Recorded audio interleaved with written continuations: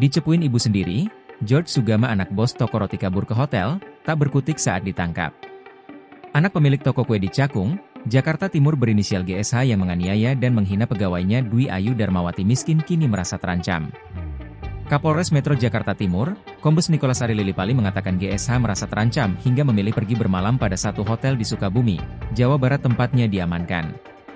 Tak hanya itu, George Sugama Halim anak bos toko roti yang aniaya karyawati dan hendak kabur ternyata dicepuin ibunya sendiri. Adapun setelah dilaporkan ke polisi 2 bulan lalu namun masih berkeliaran, George Sugama Halim akhirnya ditangkap pada Minggu, 16 Desember 2024. George Sugama Halim ditangkap di Hotel Sukabumi.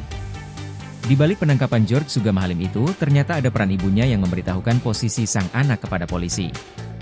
Kapolres Metro Jakarta Timur, Kombes Nicholas Ari Lilipali menuturkan peran ibu George adalah memberitahukan posisi sang anak kepada polisi yaitu di sebuah hotel di Sukabumi, Jawa Barat.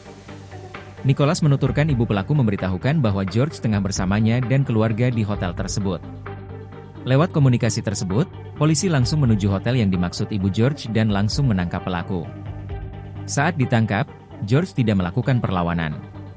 Kini, George telah berada di Polres Metro Jakarta Timur dan dimintai keterangannya.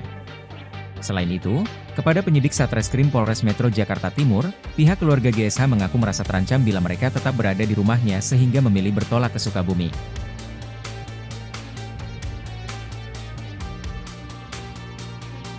Download Tribun X sekarang, menghadirkan lokal menjadi Indonesia.